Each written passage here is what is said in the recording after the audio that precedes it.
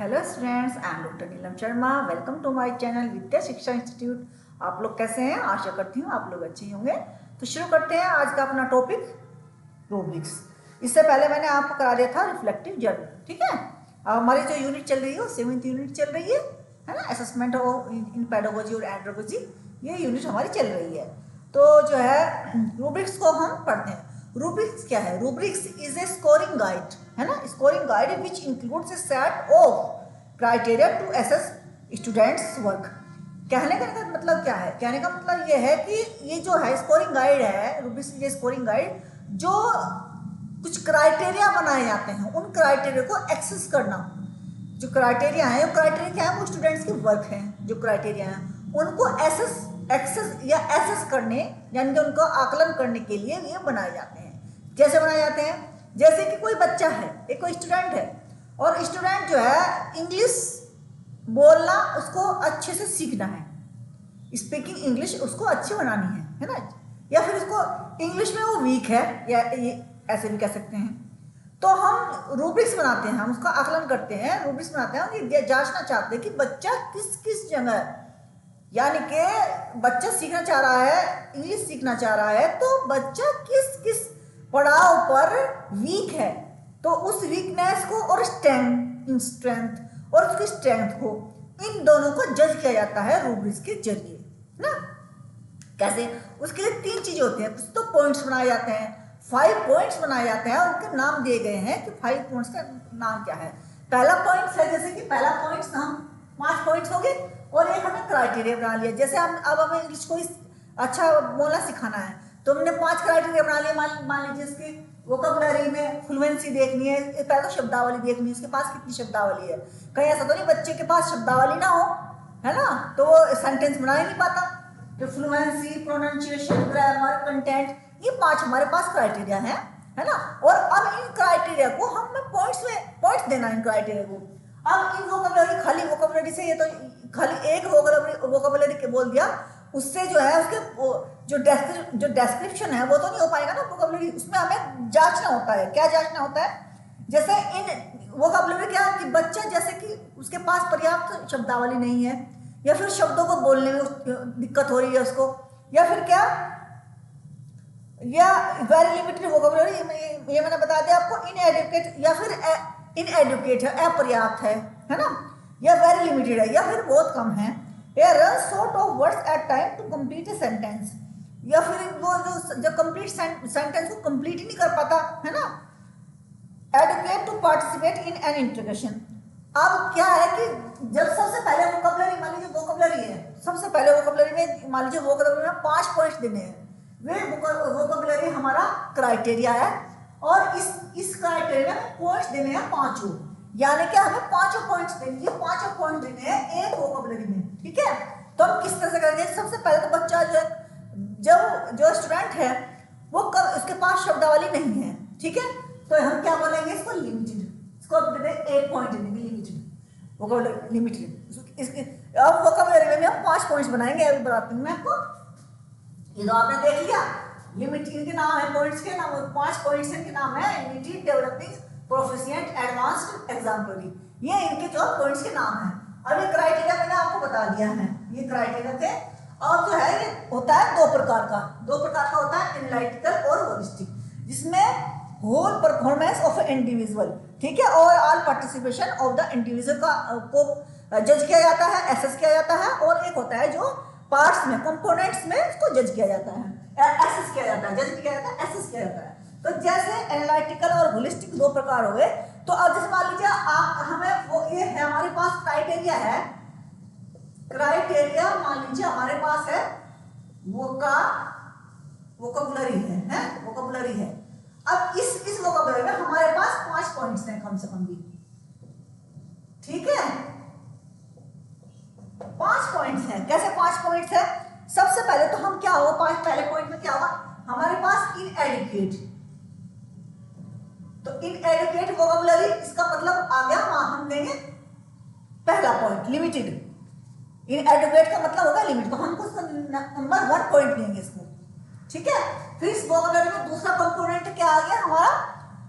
Very limited vocabulary, use only basic and simple words and phrase, use only basic and simple words, है ना। अब इस ये आ गए, अब इसमें क्या है, ये थोड़ा सा ठीक है, डेवलप, बच्चा डेवलप हो रहा है तो इसको यूज करना है। यहां पर हमने दे दिया दूसरा पॉइंट, कौन सा पॉइंट, डेवलपिंग, कि बच्चा डेवलप हो रहा है, वोकैबुलरी में बच्चा डेवलप हो रहा है। फिर ये run short of words at times, है ना, टू कंप्लीट ए सेंटेंस, थोड़े समय के लिए एक सेंटेंस को कंप्लीट करने के लिए रन शॉर्ट ऑफ वर्ड्स, थोड़े शब्दों, मतलब थोड़े समय के लिए शब्दों को यूज करता है, तो ये आ जाएगा हमारा proficient, run short of words at times to complete sentence, है ना, थोड़े थोड़े शब्दों को उसने यूज करना शुरू कर दिया, तो यहाँ आ गया रन शॉर्ट, थोड़े थोड़े शब्दों को यूज करना उसको आ गया। अब यहाँ पर आ जाएगा प्रोफिशिएंट, कुछ कुशल हो गया बच्चा। फिर है adequate to participate in interaction, अब जो है अब इसमें ये लिखते हैं पार्टिसिपेशन इंटरेक्शन, यानी कि इंटरेक्शन में और पार्टिसिपेशन किसने किया, इंटरेक्शन। अब वो इंटरेक्शन करने लगा, बच्चों से बोलने लगा इंग्लिश में, बच्चों से इंग्लिश में बोलने लगा, तो ये क्या यहाँ पे आ जाएगा एडवांस। अब ये हो गया एडवांस, बच्चा बोलने लगा इंग्लिश में, ठीक है। फिर है broad accurate and precise use of words. अब फिफ्थ पॉइंट, फोर्थ पॉइंट इसको मिल गया आखिर में, ब्रॉड, यानी कि अब बहुत विस्तार से, वो जो है विस्तार से भी बोलने लगा, समझ में आने लगी इसकी इंग्लिश, और जो है इंग्लिश की बात करें, इंग्लिश पढ़ाने की बात करें, इंग्लिश लर्निंग की बात कर रहे हैं, या तो बोलना कह लीजिए, सीखना कह लीजिए, जो भी आपका क्राइटेरिया है, ठीक है। प्रिसाइज यूज ऑफ वर्ड, और जो है, और प्रिसाइज का मतलब परफेक्शन वर्ड्स का, प्रिसाइज वर्ड्स। अब वो इनको हमने जो है 1 2 3 4 5, ये हमारे पॉइंट्स हैं, क्या है ये हमारे यहाँ पॉइंट्स, और पॉइंट्स का नाम ये है, पॉइंट्स का जो नाम है, नेम है, ये है, इस तरीके से पॉइंट्स का नेम है। तो ये हो गई हमारे रूब्रिक्स, और रूब्रिक्स दो तरह की होती है, मैंने पहले कहा होलिस्टिक, जिसमें जो है overall participation of the individual, यानी कि बच्चे का देखना है कि बच्चा पूरी इसमें कैसा है, बच्चा इंग्लिश में कैसा है, यदि हमें ये देखना है बच्चा इंग्लिश लर्निंग में बच्चा कैसा है, ये जज करना है, तो उसको तो हम करेंगे होलिस्टिक रूब्रिक्स बना करके, एसएस। और जो है, जो हमें अगर हमें कंपोनेंट्स में उसको हमें कंपोनेंट्स में बांट कर करना है, तो हम करते हैं एनालिटिकल, ठीक है, रूब्रिक्स। तो ये हो गए रूब्रिक्स के प्रकार इस तरीके से। अब जो है कुछ एडवांटेजेस भी, अब एडवांटेजेस क्या हैं रूब्रिक्स बनाने के, एडवांटेजेस क्या हैं, रूब्रिक्स बनाने के एडवांटेजेस क्या हैं, क्या एडवांटेजेस होंगे उसके, है ना। और advantages for students, for teachers. अब ये देखते हैं एडवांटेज क्या है, तो सबसे पहले देखते हैं टीचर्स के लिए क्या एडवांटेज है। ऐसा अब टीचर क्या है कि टीचर को जब टीचर ने बना के दे दिए, हम कंपोनेंट्स में बना के दे दिए हैं, है ना, या होलिस्टिक बना के दे दिया, जो भी रूब्रिक्स वो बना के देना चाहते हैं बच्चे को, तो वो बना के दे दिया। अब बच्चे की परफॉर्मेंस वो एट ए ग्लैंस प्राप्त कर लेगा, क्योंकि उसने कंपोनेंट्स में एकदम देखते ही पता लग जाएगा, वोकैबुलरी ये सब चीज़ें उसको एकदम वो देख लेगा। तो ये क्या करता है, consistently from student to student से दूसरे स्टूडेंट से आराम से वो देख लेते हैं, ऐसे असाइनमेंट्स को एक्सेस कर लेते हैं। Save time in grading both short term and long term, ठीक है। गिव टाइमली इफेक्टिव फीडबैक, और जो जहां हमें लगता है कि बच्चा यहाँ थोड़ा गलत है, वहाँ फीडबैक भी देने की सुविधा होती है इसमें। Clearly expectations and components of an assignment for teacher, clarify expectation, और जो है क्लैरिफाई एक्सपेक्टेशन की वो बच्चों से क्या चाहता है, वोकैबुलरी में उसने क्या चाहा, प्रोनाउंसिएशन उसने क्या चाहा, वो क्लैरिफाई होता है, उसमें लिखा हुआ होता है ना, मैंने मिटाया वो लिखा हुआ होता है ना कि प्रोनाउंसिएशन में क्या चाहिए। मैंने तो खाली वोकैबुलरी का दिया है आपको एग्जांपल, ऐसे ही आप प्रोनाउंसिएशन का, बच्चा प्रोनाउंसिएशन करना सीख रहा है, बच्चों को थोड़ा ही प्रोनाउंसिएशन आता है, अभी बच्चा जो है अपर्याप्त है प्रोनाउंसिएशन सीखने में, अब थोड़ा सा प्रोनाउंसिएशन करना सीख गया है, अब कुशल हो गया है ना, अब परफेक्ट हो गया है। इसी तरह से प्रोनाउंसिएशन का बनेगा रूब्रिक्स। तो इस तरीके से जो है वो components of an assignment of teacher, अपनी जो है अपने एक्सपेक्टेशन को भी क्लैरिफाई करता है। ये तो टीचर्स के लिए लाभदायक है। और advantage of rubrics for students, students के लिए कैसे है, अंडरस्टैंड। अब स्टूडेंट क्या समझ गया, जब हमने टीचर ने रूब्रिक्स बना दिया और उसमें कंपोनेंट्स भी खोल दिए, और कंपोनेंट्स खोलने के बाद उनके जो है पॉइंट्स भी खोल दिए, है ना, तो बच्चा क्या करता है कि understand expectation and components of an assignment. वो बच्चा बहुत अच्छी तरह से उसको समझ जाता है कि टीचर क्या चाह रहा है, खोल दिया ना। तो become more aware of their learning process and progress, और अपनी लर्निंग के बंदे क्या सीखना क्या है, तो उन्हें बिल्कुल पॉइंट्स में लिखी हुई चीजें हैं, है ना, बहुत सुंदर डिस्क्रिप्शन किया हुआ है उन पॉइंट्स का, जो यानी कि जो क्राइटेरिया के जो होते हैं ना, वो जो क्राइटेरिया के वो एप्रोप्रिएट रिक्वायरमेंट्स क्या है, क्या उस वोकैबुलरी में क्या सिखाना क्या चाह रहे हैं वोकैबुलरी में वो चीज़। तो इस तरीके से improve work through timely and detailed feedback, timely and detailed feedback बच्चों को मिलता रहता है। तो इस तरह से ये हो गया आपका रूब्रिक्स, है ना। नॉर्मल में मैंने इसको इस तरीके से समझा दिया कि आप अब रूब्रिक्स अगर पढ़ेंगे भी तो आपको बहुत अच्छे से रूब्रिक्स जो है आ जाएगा, ठीक है। तो रूब्रिक्स तो हो गया खत्म। अब आते हैं एक और है आपके इसमें क्वेश्चन, उसमें से बनते हैं, रूब्रिक्स में तो बनते ही हैं क्वेश्चन इसमें से बनते हैं कॉम्पिटेंसी बेस्ड इवैल्यूएशन, है ना। कॉम्पिटेंसी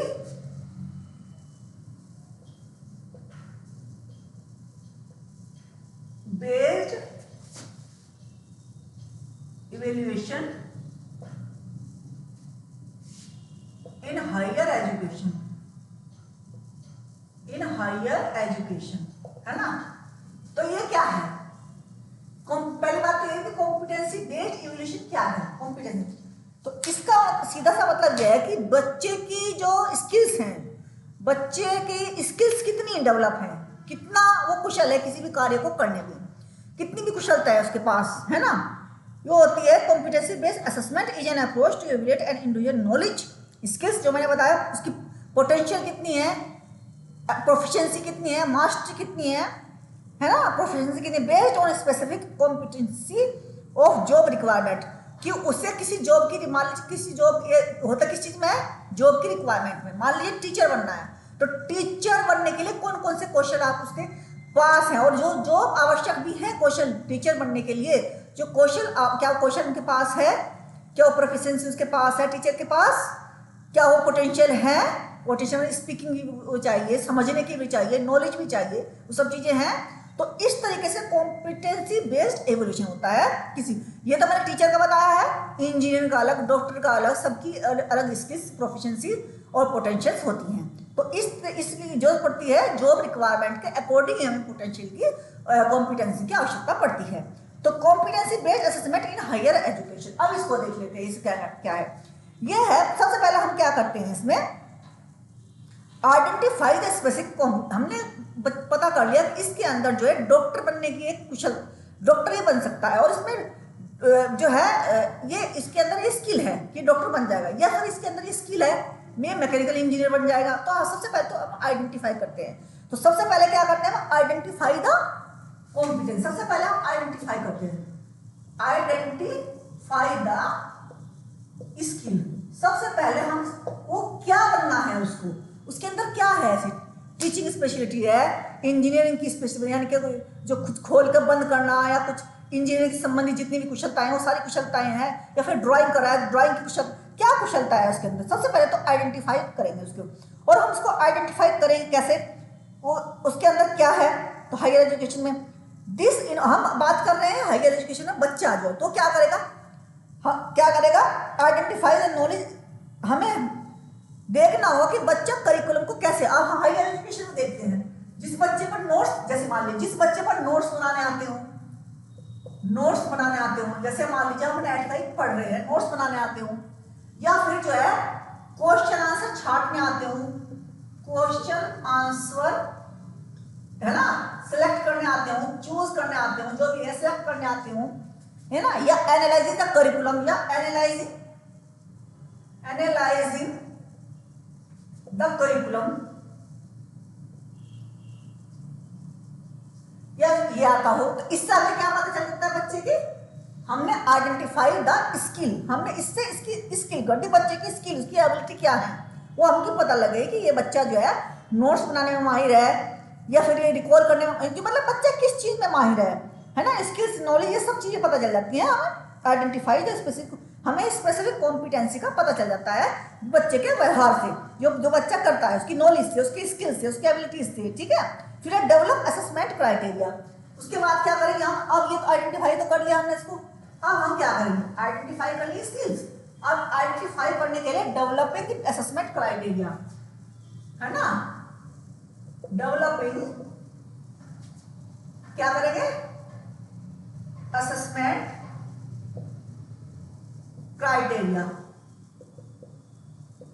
कैसे डेवलपमेंट करेंगे असेसमेंट क्राइटेरिया, जैसे कि हम क्या क्या बनाएंगे, दिस में इन्वॉल्व क्रिएटिंग रूब्रिक्स। अब ये है, इसमें हम क्या बनाएंगे, रूब्रिक्स। इसको करने के लिए, डेवलप करने के लिए असेसमेंट क्राइटेरिया, हमें असेसमेंट करना है बच्चे का, हमें डेवलप करना है क्राइटेरिया, मानदंड। तो हम क्या बनाएंगे, रूब्रिक्स तैयार करेंगे।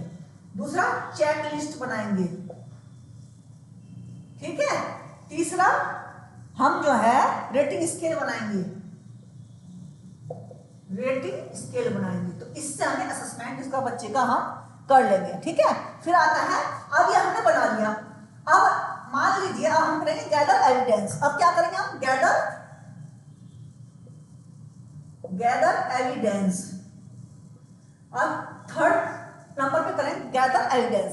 क्या हमने ये चेकलिस्ट बनाई, रूब्रिक्स बनाया, रेटिंग स्केल बनाए, जो बनाई, हमें कुछ चाहिए ना, हम नंबर्स चाहिए ना, क्वांटिटी चाहिए ना, 1 2 3 पॉइंट्स वगैरह देने हैं ना बच्चों को, उनको कलेक्ट करना है, उनका इंटरप्रिटेशन निकालना है। तो उससे क्या है कि गैदर एविडेंस, उससे हमें एविडेंस मिलते हैं। क्या मिलते हैं, उससे हमें एविडेंस मिलते हैं। और एविडेंस जो है कैसे मिलेंगे हमें, है ना। अब हम क्या बनाएंगे, टेस्ट बनाएंगे बच्चों के, क्या बनाएंगे, टेस्ट बनाएंगे, प्रोजेक्ट देंगे, प्रोजेक्ट, ठीक है। हम इससे जो है बच्चे का प्रोजेक्ट देंगे, पोर्टफोलियो देंगे, इन सब गैदर करेंगे एविडेंस कि बच्चे ने कितना किया। पहले हमने क्या बनाया, डेवलप, जब हमने असेसमेंट डेवलप कर लिया, अब उन जो हमने डेवलप किया उनको हमने अप्लाई किया। अप्लाई कर कैसे किया, हमने टेस्ट बनाए ना, रूब्रिक्स क्या है, टेस्ट तो है, ये रेटिंग स्केल क्या है ना, ये सब प्रोजेक्ट, ये पोर्टफोलियो, ये सब दिए उनको, उनसे हमने जो है गैदर किया एविडेंस। अब है इवेल्युएट परफॉर्मेंस। अब इसके बाद में परफॉर्मेंस कैसे इवेल्युएट करेंगे हम, अब जो है हम करेंगे performance, evaluate performance, evaluate performance. इसको कैसे इवेल्युएट करेंगे, इसको इवेल्युएट करेंगे हम, क्या करेंगे, दिस में इन्वॉल्व असाइनिंग स्कोर्स, ग्रेड्स और other ratings and effect.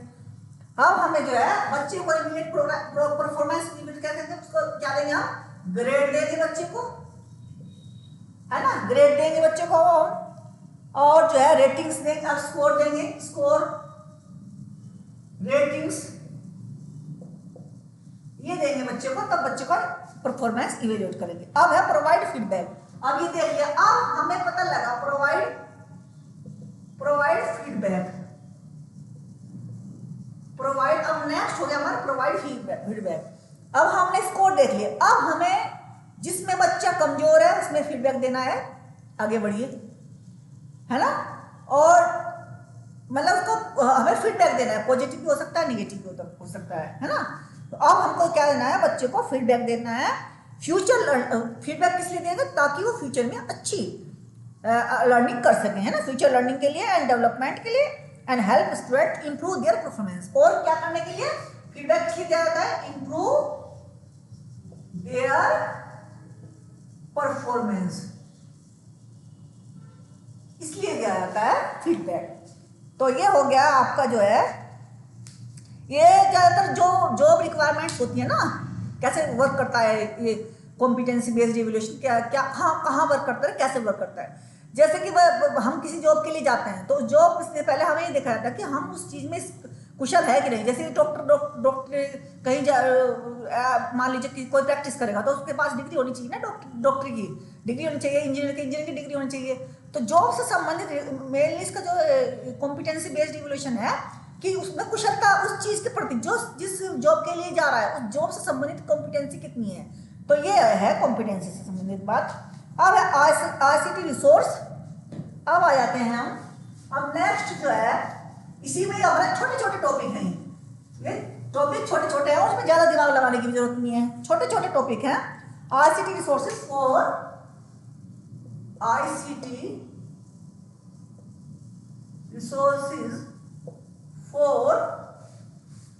For assessment. ठीक है, और ज़्यादा इसमें हल्के हल्के से ही हैं ये, थोड़े से इतने इजी हैं, टॉपिक इजी टॉपिक है, तो इसलिए मैं जल्दी करा रही हूँ आपको। अब देखिए कि technology plays an important role in our learning, teaching learning system, दोनों ही टीचिंग लर्निंग सिस्टम में बहुत इंपॉर्टेंट रोल करता है टेक्नोलॉजी। ICT में देख लीजिए, इंटरनेट जो फिर इंटरनेट है, हमारे वीडियो हैं, और जो है यूट्यूब है, ये सब चीज़ों का हमारे इसमें कितना योगदान है, विकिपीडिया है ना। अब जो है इसमें जो है, अब इसमें ये जो है मेन कौन से हैं, है ना। अब इसमें मेन जो हमारे जो है मेन है, एक तो कंप्यूटर असिस्टेड असेसमेंट है ना। पहला तो है कंप्यूटर असिस्टेड, जैसे कि आप नेट में देते हो असेसमेंट, ठीक है, एक तो ये हो गया। दूसरा है कंप्यूटर एडेप्टिव, ये क्या चीज है ये भी बताएंगे हम। तीसरा हो गया हमारा जो ई पोर्टफोलियो,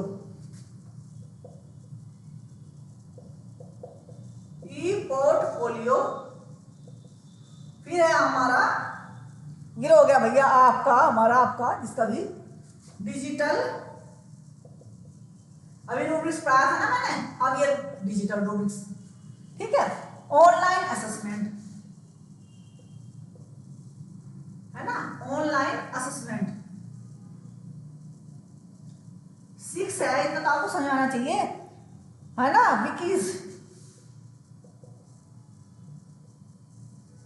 विकीज या फिर इस तरह से लिख सकते हैं इसको विकीज, इस तरह से लिख सकते हैं इसको विकीज, ठीक है। ये हो गया आपके जो है, ये हो गया ICT रिसोर्सेज, ये ICT रिसोर्सेज है। पहले रिसोर्स को देखते हैं। अब जब हम ICT को रिसोर्स को फॉर हम असेसमेंट में ICT रिसोर्स को यूज करेंगे तो कैसे करते हैं, जैसे कि आप UGC नेट का पेपर देते हैं, या बच्चे जी का पेपर देते हैं, या फिर जो है किसी भी कंपटीशन का बच्चे पेपर देते हैं, कंप्यूटर पे आजकल कंप्यूटर बेस्ड होता है, CBT से होते हैं, तो ये हो गया कंप्यूटर असिस्टेड असेसमेंट हो गया ना। ये बच्चे पेपर दे रहे हैं, पेपर दे रहे हैं, असेसमेंट उसी से होगा, कंप्यूटर से। अब है कंप्यूटर एडेप्टिव टेस्टिंग। ये कंप्यूटर एडेप्टिव टेस्टिंग क्या है, ये है कि जैसे ये बच्चे की IQ लेवल के आधार पर चलता है, यानी कि बच्चा यदि डिफिकल्टी लेवल, बच्चे के डिफिकल्टी लेवल को आधार मानकर ये एक असेसमेंट होता है। कैसे कि यदि बच्चा, मान लीजिए क्वेश्चंस दिए गए बच्चे को, है ना, इजी है, फिर थोड़ा और हार्ड, थोड़ा और डिफिकल्ट, है ना, और डिफिकल्ट, तो इस तरीके से वो अगर एक बच्चा एक जगह अटक गया और उससे आगे बच्चा, उस डिफिकल्टी लेवल से आगे बच्चा अपने जो क्वेश्चन का आंसर नहीं दे रहा है, तो कंप्यूटर ऑटोमेटिक उसको उसके दिमाग के हिसाब से, उसके डिफिकल्टी लेवल के हिसाब से, उसके IQ लेवल के हिसाब से क्वेश्चन को परिवर्तित कर देता है। तो इसको बोलते हैं कंप्यूटर एडेप्टिव असेसमेंट, ठीक है। अब ई पोर्टफोलियो क्या है, जैसे पोर्टफोलियो मैंने बताया था कि जैसे पोर्टफोलियो में रखते हैं सब पूरा इकट्ठा करके फोटोज, ये इसी तरीके से इलेक्ट्रॉनिक रूप से भी पोर्टफोलियो का रखा जाता है। हम इलेक्ट्रॉनिकल एक ऐसी वेबसाइट बनाते हैं, उस पर अपने सारे जो है सारे कागज इकट्ठे करते रहते हैं, जैसे फोटोज, अपने डॉक्यूमेंट्स, और जो अपने जो इवेंट्स में भाग लिया होता है उसके इवेंट्स के फोटोग्राफ्स, सब चीज़ डॉक्यूमेंट्स जो दस्तावेज जितने भी होते हैं सब उसके अंदर रख लेते हैं इलेक्ट्रॉनिकली, ठीक है। और जो है डिजिटल रूब्रिक्स क्या है, जैसे मैंने रूब्रिक्स बनाया, ऐसा ही आप किसी वेबसाइट पर जाइए और वहाँ डिजिटल रूब्रिक्स आपको मिल जाएगा। वहाँ पर आप जो है अपनी सब चीज़ जो है उसमें अपने टेस्ट भी दे सकते हैं, उनका आकलन भी कर सकते हैं, ठीक है। ये होगा डिजिटल, ये इसका और ज़्यादा कुछ है नहीं इसमें, ठीक है। ऑनलाइन असेसमेंट क्या होता है, ऑनलाइन असेसमेंट आप जानते हैं, ऑनलाइन जो हम मान लीजिए मैं ऑनलाइन पढ़ा रही हूँ और आपसे टेस्ट लूँ ऑनलाइन, जैसे यूट्यूब पर चली रही है ऑनलाइन टेस्टिंग, बच्चे से टेस्ट लेते हैं, क्यूजेस कराते हैं, उनसे टेस्ट लेते हैं, मॉक टेस्ट लेते हैं, ये क्या है, ऑनलाइन टेस्टिंग तो है। है ना। विकीज, विकीज क्या होता है कि जो विकीज भी होता है वेबसाइट है एक तरह की, इस पे जो है हमारे कंटेंट और हमारे बहुत महत्वपूर्ण टॉपिक, किसी भी क्लास से संबंधित, किसी भी हायर एजुकेशन से संबंधित नीचे और जो है किसी भी हायर एजुकेशन संबंधित उसमें टॉपिक्स और कंटेंट पड़ा हुआ होता है, वहां पर हम जाकर आसानी से उसको देख सकते हैं और अपने लिए यूज कर सकते हैं। तो ये हो गया आपका। अब नेक्स्ट हमारा ये हो गया, हमारी कंप्लीट हो गई ये जो है हमारा कौन सा 7 यूनिट का थर्ड पार्ट हमारा कंप्लीट हो गया। अब 7 यूनिट का एंड्रोगोजी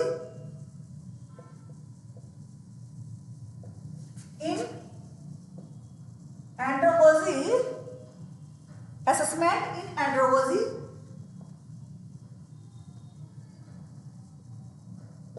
एंड्रोगोजी ऑफ एजुकेशन। आप इसको जो है समझ किससे जाएंगे, आप जो है इसको समझेंगे, बताती हूँ आप कैसे समझेंगे।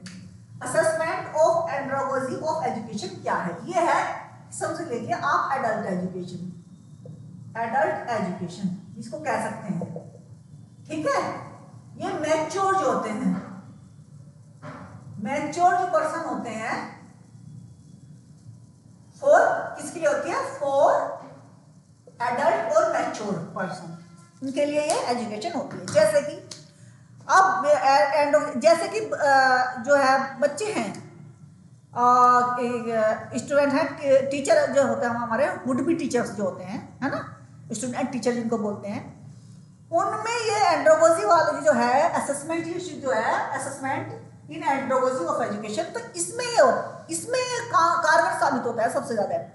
जो हमारे टीचर हैं, है ना, वुड बी टीचर है, होने वाले टीचर है, कैसे, while assessing the teacher in their performance, several techniques can be used such as interaction analysis, assessment of process and product, criteria, rubrics for teachers, self and peer assessment, है ना। Self rubrics भी तो होता रहेगा, self and peer assessment, self करना अपने आप अपना असेसमेंट करना, पीयर ये जो हमारे साथीगण होते हैं, मान लीजिए वुड बी टीचर्स वहाँ पीछे बैठ जाते हैं, उस पर जो बेंच होती है या लास्ट में कुर्सी होती है, सामने टीचर को जो पढ़ाते हुए देखते हैं, इस तरह से पीयर असेसमेंट होता है, ठीक है। सेल्फ असेसमेंट की जब हम अपने आप अपना असेसमेंट करते हैं, टीचर खुद असेसमेंट करते हैं, ठीक है। तो इसमें 3 चीजें हैं, एंड्रोगोजी में 3 चीजें हैं। एक तो इंटरेक्शन एनालिसिस है, इंटरेक्शन एनालिसिस यानी कि वो किसका होगा, वो भी टीचर का होगा। टीचर एंड टॉट के बीच में जितनी क्रियाएं होती हैं, क्लासरूम में जितनी क्रियाएं होती हैं, वो इंटरेक्शन एनालिसिस में आती हैं, ठीक है। अब असेसमेंट ऑफ प्रीसेस, है ना, प्रोसेस एंड प्रोडक्ट। अब ये क्या चीज है, ये हो गई है उससे संबंधित टीचर की, प्रोसेस क्या करता है टीचर, प्रीसेस मतलब उससे पहले क्या तैयारी करता है, फिर प्रोसेस जो है कैसे प्रोसेस करता है, इंस्ट्रक्शन करता है टीचर, फिर कैसे आउटकम को कैसे जो है एसेस करता है ना, ये हो गया। और रूब्रिक्स मैंने बताया टीचर्स के लिए for self and peer assessment, rubrics बनाए जाते हैं अपने लिए, और रूब्रिक्स होते हैं जिसमें जो है पॉइंट्स वगैरह दिए जाते हैं, तो रूब्रिक्स होते हैं। तो ये सब चीज़ों का हम डिस्कस करेंगे असेसमेंट इन एंड्रोगोजी ऑफ एजुकेशन में, ठीक है। अब इसमें सबसे ज़्यादा महत्वपूर्ण कौन है, ये एंड्रोगोजी नहीं, इसमें सबसे ज़्यादा महत्वपूर्ण कौन है फ्लैंडर्स, इसमें Flanders introduction analysis, introduction analysis, ये जो है ये सबसे महत्वपूर्ण है एंड्रोगोजी में। इसके बिना एंड्रोगोजी का ये जो कंप्लीटली नहीं मैं मानती हूँ जब तक फ्लैंडर्स इंट्रोडक्शन एनालिसिस इसमें नहीं होता, ठीक है। अब ये इंट्रोडक्शन सबसे पहले देखिए, इंट्रोडक्शन के बारे में मुझे बताने की जरूरत नहीं, क्लासरूम इंट्रोडक्शन, टीचर टॉट के बीच इंट्रोडक्शन, क्लास गतिविधियों के बीच इंट्रोडक्शन जो चलता रहता है वो इंट्रोडक्शन है ना। अब जो है introduction analysis is the process of encoding and decoding the pattern of introduction between the communicator and the receiver. अब इसमें इंट्रोडक्शन एनालिसिस में एक चीज महत्वपूर्ण है, वो है एनकोडिंग और डिकोडिंग। क्या, एनकोडिंग एंड डिकोडिंग, क्योंकि और 10 कैटेगरीज क्या महत्वपूर्ण है इसमें, नेड ए फ्लैंडर, इसका पूरा नाम नेड ए फ्लैंडर है, नेड ए फ्लैंडर, पूरा नाम इसका नेड ए फ्लैंडर है, पूरा नाम नेड ए फ्लैंडर है। अब इसमें क्या है, एक तो इसमें जो महत्वपूर्ण है, सबसे ज्यादा महत्वपूर्ण जो है इसमें एंड्रोगोजी वाले जो हमारा ये चल रहा है नेड ए फ्लैंडर्स का, सबसे पहला तो है हमारे 10 कैटेगरीज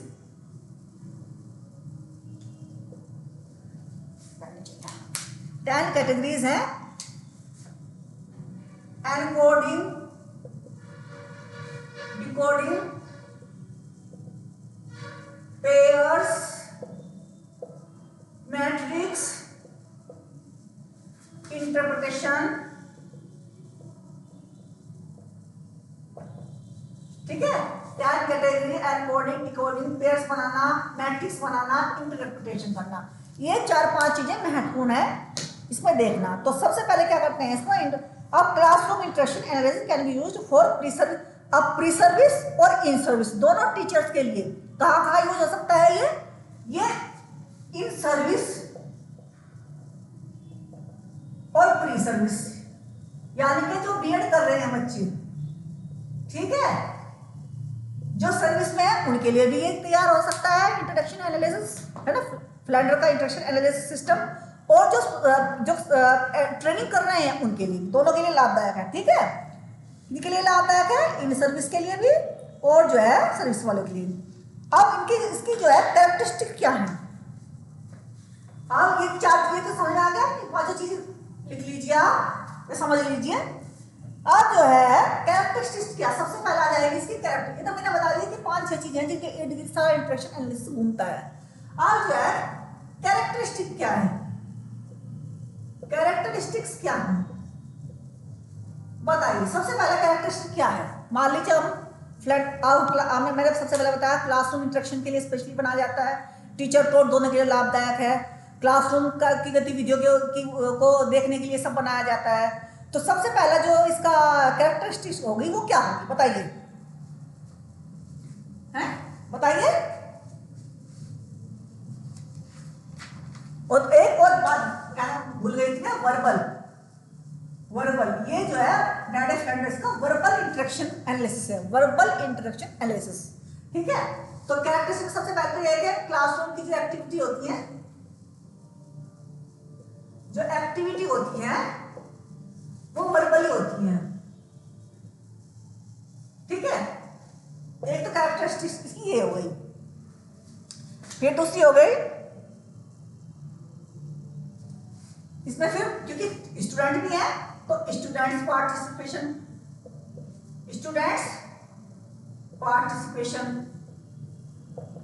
और तीसरा क्या है, दोनों चीज हो गई, बता रहे 10 कैटेगरीज हैं, अब बताऊंगी कैसे 10 कैटेगरीज कैसे हैं। फिर एक क्रिएटिव, अब ये जो स्टूडेंट्स के टीचर के बीच में और स्टूडेंट के बीच में क्रिएटिविटी चल रही है, तो ये क्रिएटिविटी हो गई, क्रिएटिविटी एनकरेजिंग, क्रिएटिविटी बढ़ रही है। चौथी कैरेक्टरिस्टिक क्रिएटिव, क्लासरूम क्रिएटिव है ना, क्रिएटिव बिहेवियर पैटर्न है ना, क्रिएटिव एनकरेजिंग या क्रिएटिव बिहेवियर का डेवलप होना,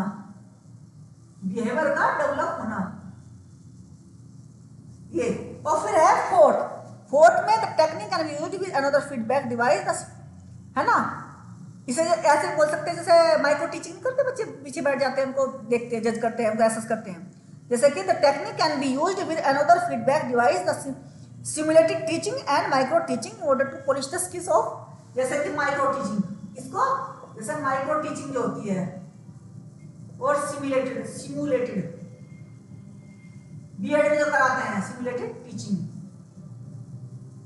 ये हो गई इसकी कैरेक्टरिस्टिक्स, सिमुलेटेड टीचिंग और जो है सिमुलेटेड टीचिंग और जो है micro teaching order to polish the skills of a teacher trainings, अभी मैंने बताया आपको, है ना। अच्छा जी, आप जो है अब ये फ्लैंडर्स इंटरेक्शन एनालिसिस सिस्टम चलता कैसे है, ये आप लिख लीजिए, ये तो आपने लिख लिया होगा।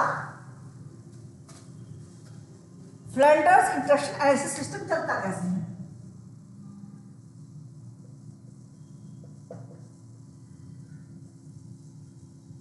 इंटरेक्शन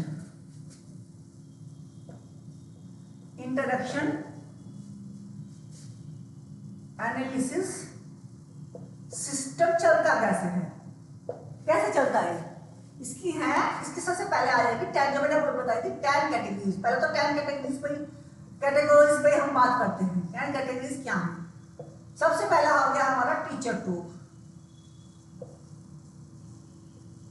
है ना। दूसरा हो गया हमारा प्यूपिल टॉक, टीचर टॉक भी दो तरह के हो गए हमारे, इनडायरेक्ट और डायरेक्ट। इनडायरेक्ट और डायरेक्ट। और पीपल टॉक, पीपल टॉक कौन सा हो गया हमारे, इनडायरेक्ट और डायरेक्ट, इनडायरेक्ट और डायरेक्ट हो गए ना, इनडायरेक्ट और डायरेक्ट हो गए।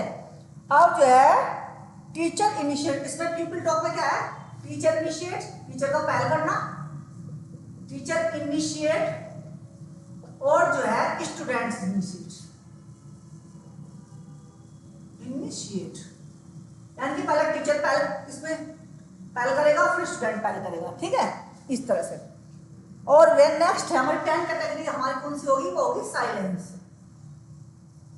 साइलेंस, अब ये तुम्हें अजीब सा लग रहा होगा लेकिन अब मैं दोबारा से आपको बताती हूँ ये क्या चीज है। सबसे पहले हम बात करते हैं इसमें, पहला तो है टीचर टॉक, दूसरा है टीचर टॉक में दो भाग हो जाते हैं हमारे, इनडायरेक्ट और डायरेक्ट, ठीक है। इनडायरेक्ट टीचर टॉक में दो चीजें आ गई हमारी, भाई दो ही तो चीजें हो गई हमारी, देखो टीचर टॉक और पीपल टॉक। अब टीचर टॉक में दो चीजें आ गई, इनडायरेक्ट और डायरेक्ट टॉक, ठीक है। अब इस स्टूडेंट टॉक या पीपल टॉक में आ गए हमारा टीचर इनिशिएट और पीपल इनिशिएट, और फिर हो गया हमारा साइलेंस। ये तो हो गया मोटा मोटा हमारा। अब इनके जो इनडायरेक्ट और डायरेक्ट हैं ये कुल मिलाकर हमारी कितनी हो गई, ये कुल मिलाकर हमारी कितनी हो गई,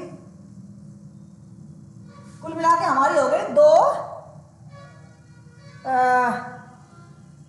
4 और जो है 3, 4 तो ये और 3 ये इज इक्वल टू 7। 7 तो हो गई हमारी ये कैटेगरी, 7 कैटेगरी हो गई हमारी, ये 4 इनडायरेक्ट की और 3 डायरेक्ट की। और टीचर इनिशिएट और ये कितनी हो गई हमारी, 1 और 2, 2 हो गई है, 1 ये और 1 ये, कुल मिलाकर कितनी हो गई 2, ठीक है। और 1 हो गया हमारा साइलेंस, तो कुल मिलाकर कितनी हो गई 10, कुल मिलाकर हो गई 10 कैटेगरीज। आप अपनी बुक्स में देखिए उसमें चार्ट बना हुआ है और बहुत अच्छी तरीके से आपको दिखाई देगा। आपके पास जो भी बुक्स है, बीएड की हो, बीटीसी की हो, बीएड की हो, एमएड की हो, एमफिल की हो, जो भी बुक्स आपके पास हो आप उस बुक में देखिए, नेट की हो, जो भी बुक्स आपके पास है, जो बुक आपके पास है उस बुक में देखिएगा कि इसका चार्ट बना हुआ है, एज इट इज बना हुआ है, बहुत सुंदर तरीके से। वो आपको देखते ही समझ में आ जाएगा कि मुझे यहाँ चार्ट बनाने की आवश्यकता नहीं है ना, इतना सुंदर तरीके से मैं बना पाऊंगी, ठीक है। तो वहां देखना। अब ये जो है 10 कैटेगरीज है क्या, मान लीजिए ये 7 है कैटेगरी टीचर टॉक में। अब टीचर टॉक में हम यहाँ देखते हैं कि टीचर टॉक में कितनी कैटेगरी, टीचर टॉक में कितनी है ना, डायरेक्ट और डायरेक्ट। से मान लीजिए टीचर टॉक है, टीचर टॉक में कितनी है ना, डायरेक्ट कितनी है, इनडायरेक्ट। सबसे पहले इनडायरेक्ट, इनडायरेक्ट में कितनी है, इनडायरेक्ट में देखिए 1 2 3 4, ठीक है। और जो है डायरेक्ट में 1 2 3, क्योंकि हमें टीचर टॉक की बात कर रहे हैं हम, तो टीचर टॉक में हमारे इनडायरेक्ट और डायरेक्ट 2 टॉक हो गए। उनका नाम क्या है, उन कैटेगरी का नाम क्या है, तो सबसे पहले है accept feeling. Accept feeling, accept feeling का क्या मतलब है, जब जो टीचर क्लास में जाता है और बच्चे ग्रीटिंग करते हैं तो टीचर जो है कहता है, जैसे बच्चे को गुड मॉर्निंग तो टीचर भी बोलते हैं गुड मॉर्निंग। तो यहाँ क्या ये कैटेगरी कौन सी होगी, एक्सेप्ट फीलिंग। फिर दूसरी है प्रेज टू एनकरेज,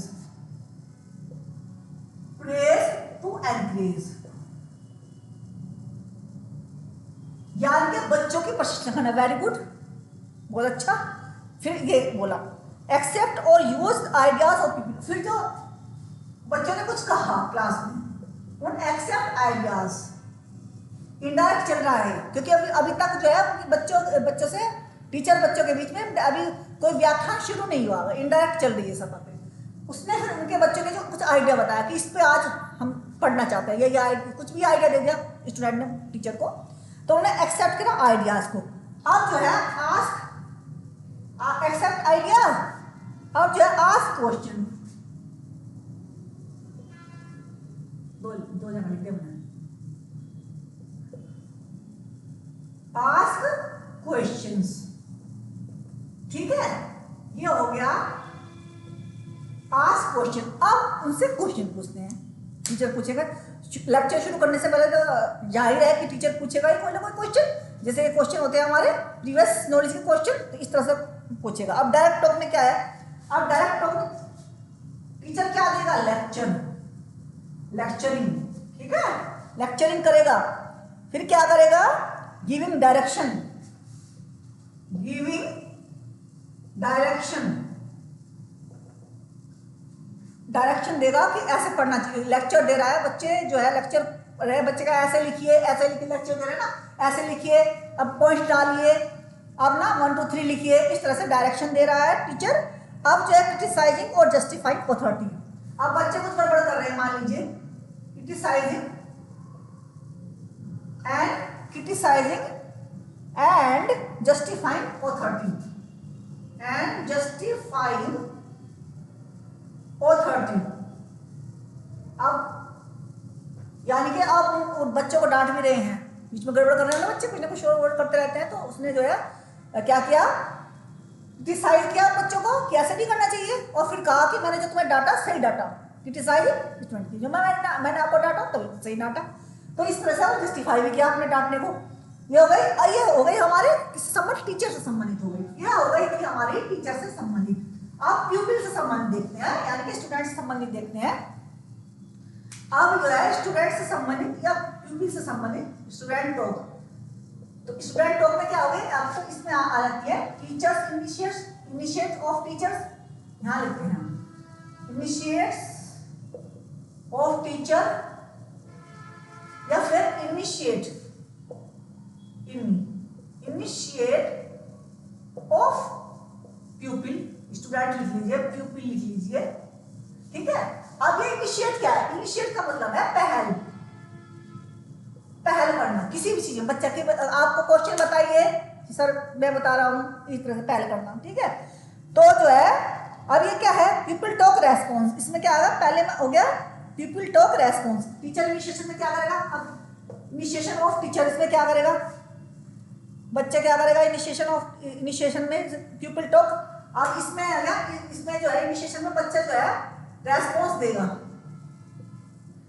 टीचर ने इनिशिएट किया ना, कुछ पूछा, इनिशिएट की, पहल की, ये बताइए वो बताइए, तो बच्चे ने रेस्पॉन्स दिया। अब ये जो है नेक्स्ट है हमारा प्यूपिल इनिशिएटिव, इसमें है प्यूपिल टॉक इनिशिएशन।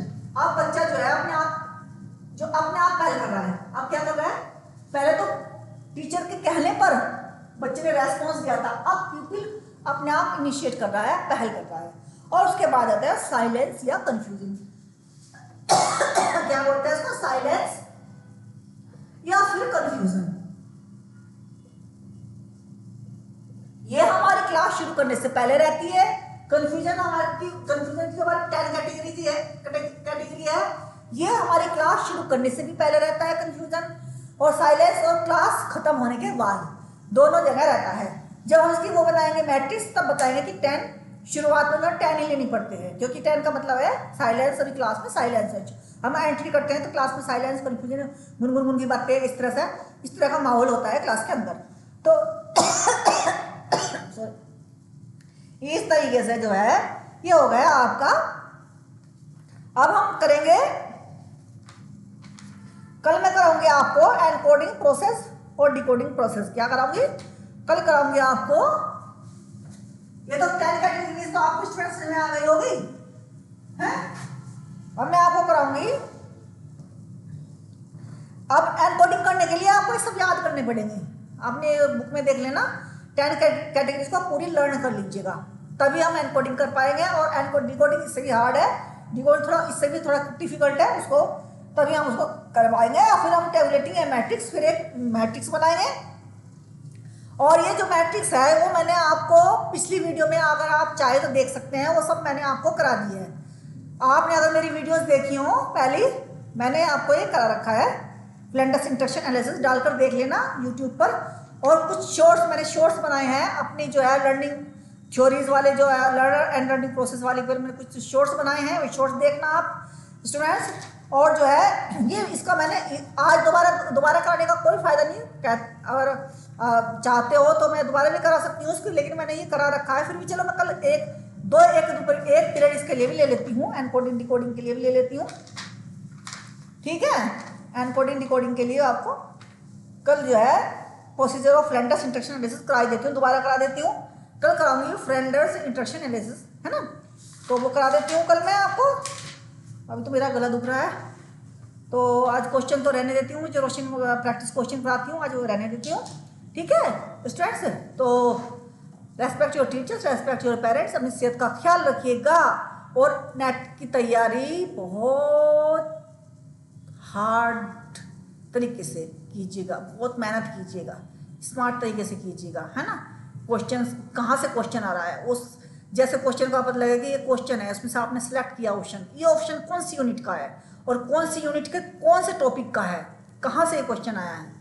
ये जब आप पढ़ते हैं, एक बात और बताना चाहती हूँ, जब आप थ्योरी पढ़ते हैं किसी भी आपने मान लीजिए यूजीसी नेट एजुकेशन की आप थ्योरी पढ़ रहे हैं, किसी यूनिट की थ्योरी पढ़ रहे हैं, तो जहाँ थ्योरी में अब पढ़ते पढ़ते भी आपको ये लगे कि ये क्वेश्चन बन सकता है, वहाँ पर अंडरलाइन कर लीजिएगा, ये क्वेश्चन भी बन सकता है, अगर इस तरह से आया है तो ये क्वेश्चन भी आ सकता है, तो आप अंडरलाइन कर लीजिएगा, वहाँ से भी आपका क्वेश्चन इस तरीके से बनते हुए नजर आएंगे, और वहाँ अंडरलाइन ये प्रश्न लिख दीजिए, क्वेश्चन लिख दीजिए, कुछ भी लिख दीजिए, वहाँ अंडरलाइन कर दीजिएगा जो आपको लगे कि हाँ ये क्वेश्चन बन सकता है इस तरीके से, क्योंकि वो भी तक ऐसे बनाते हैं एनटीए वाले, तो इस तरह से आप लोग भी उन्हें बना बना करके उसे अभ्यास कर सकते हैं, प्रैक्टिस कर सकते हैं।